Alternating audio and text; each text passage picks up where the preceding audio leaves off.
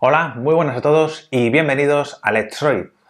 Hoy, en este formato un poquito más cercano, vamos a hablar acerca de cuál es el segundo error que solemos cometer a la hora de tratar de mejorar nuestras vidas y que nos hace pensar que el desarrollo personal no funciona o que por lo menos está claro que a nosotros no nos está funcionando.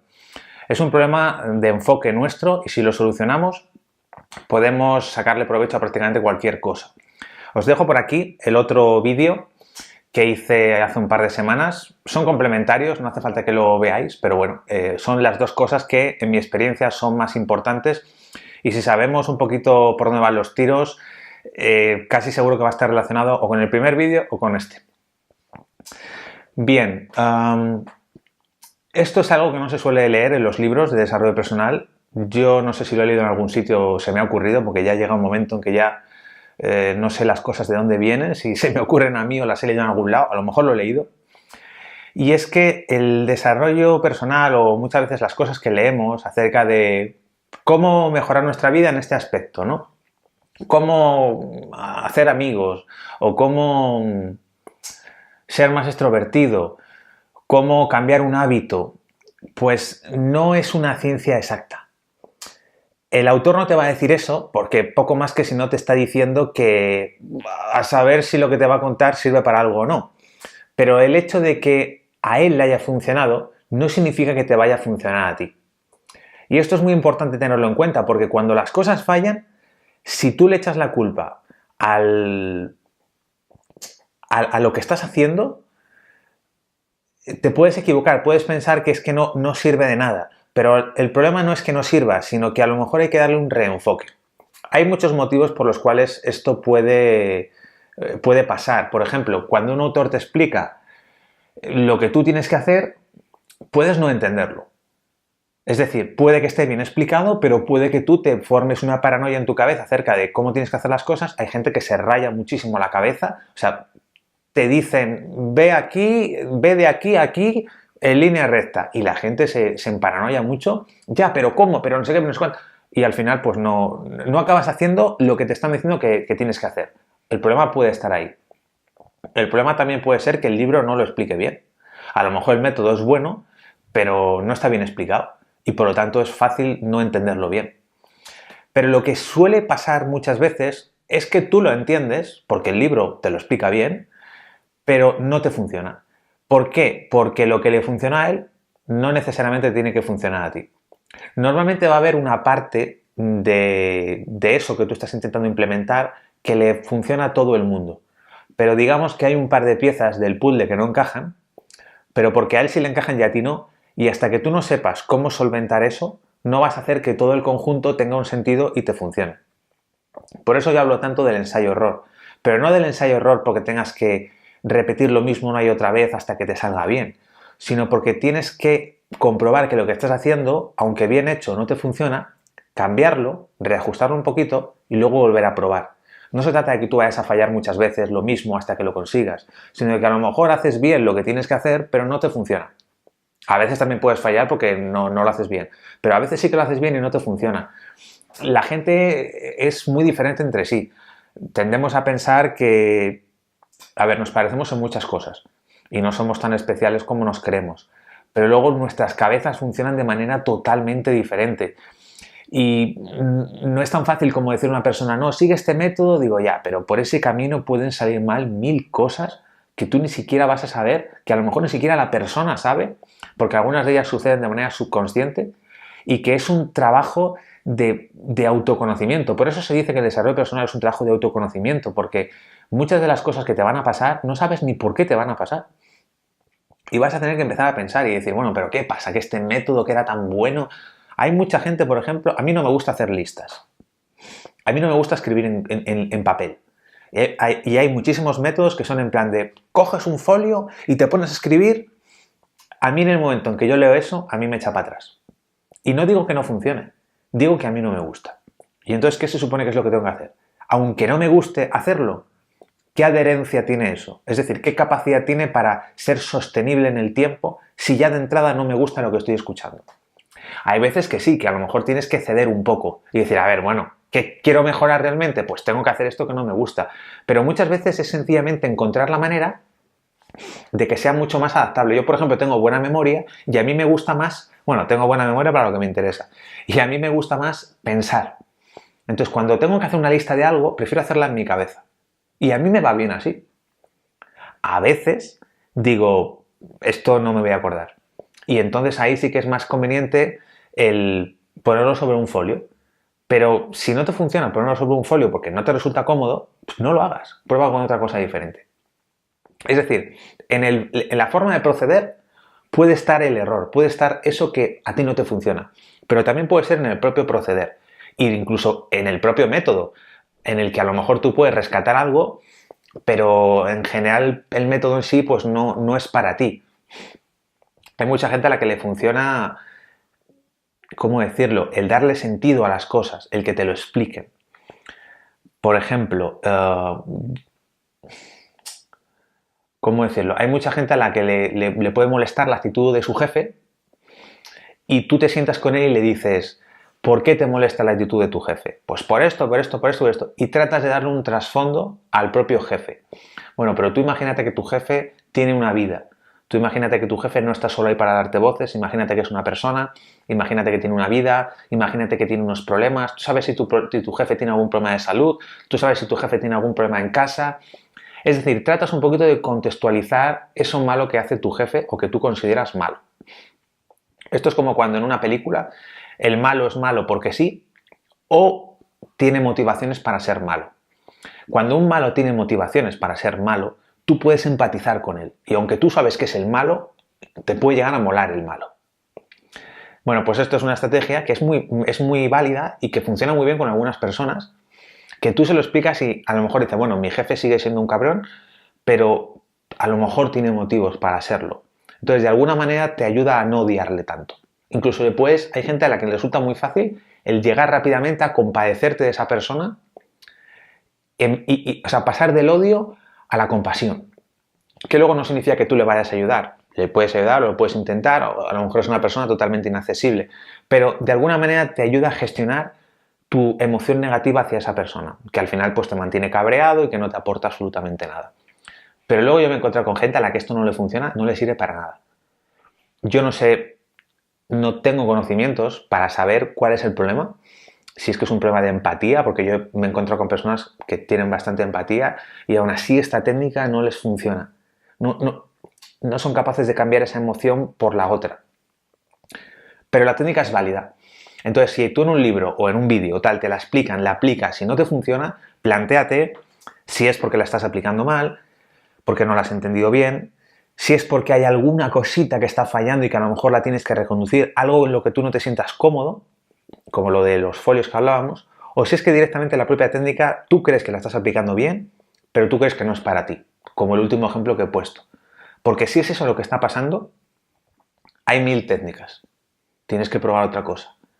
No es que no funcione, sino que a lo mejor no es para ti. No es que no puedas cambiar, sino que a lo mejor no puedes cambiar así. Y luego yo creo que de todo se saca experiencia. Incluso de esa propia... Aunque realmente no te impacte esa técnica que tú has tratado de implementar, sí que te ha ayudado un poquito. Y a lo mejor ese poquito ahora mismo no le sacas rendimiento, pero cuando lo mezcles con otra cosa nueva que pruebes, pues sí que le puedes sacar rendimiento. Por ejemplo, en el ejemplo del jefe, otra cosa que se puede probar, pues es directamente tratarte a ti mismo y dejar a tu jefe ahí. Es decir, un proceso como puede ser la meditación, como puede ser, a veces funciona muy bien, la gente está que dice, tienes que ver a tu enemigo como tu maestro. Eso es algo que funciona muy bien para algunas personas y para otras no.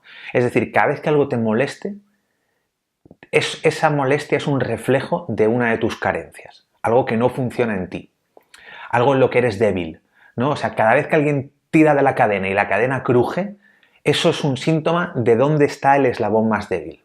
Es decir, el culpable sigue siendo el que tira de la cadena, pero tú estás aprendiendo algo, aprendiendo dónde esa cadena es débil.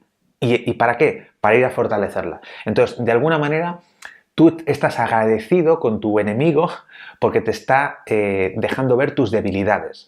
Esto funciona súper bien con muchísima gente. Y cuando funciona, la gente empieza, pues eso, pues a ver maestros por todas partes y a un tío que es un auténtico desgraciado o situaciones que te ponen muy nervioso o que te resultan muy incómodas, empiezas a verlas como un entrenamiento, ¿no? Hay mucha gente, a mí, por ejemplo, que me encanta el concepto del entrenamiento y tal, me gusta mucho verlo así. Cuando veo que algo me molesta o tal, siempre digo, este es mi entrenamiento. Me estoy entrenando para resistir esta circunstancia.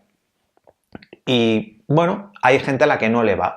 ¿El método es malo? No, el método es bueno, pero hay gente a la que no le va. Pero aquí tenemos dos métodos, dos formas diferentes de afrontar una situación conflictiva con un jefe o un día a día con un compañero que es muy molesto, que es verlo como un maestro que te quiere enseñar que eres débil en ese aspecto, o verlo como una persona tridimensional que tiene sus problemas y que a lo mejor esos problemas no justifican el que se comporte así, pero sí que hacen que tú entiendas el sufrimiento interno de esa persona y que de alguna manera pues te compadezcas porque, a ver, toda persona, en este caso concreto, que es borde con los demás, que es una mala persona, es una persona que por dentro sufre. Eso luego a ti te puede importar un carajo, pero lo cierto es que esa persona sufre. Entonces, si entendemos esto, nos resulta mucho más fácil entender también a esas personas que son malas con nosotros. Como digo, esto, aunque todo el mundo lo entiende, hay gente a la que le hace un clic y automáticamente lo puede implementar muy bien, y gente a la que no.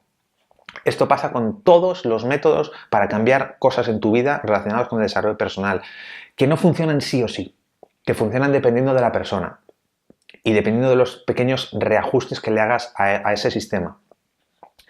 Así que esto hay que tenerlo en cuenta a la hora de tratar de cambiar nuestra vida, a la hora de decir, voy a coger este libro y va a ser mi Biblia, o voy a coger este vídeo o a este tío que me encanta y va a ser mi Biblia.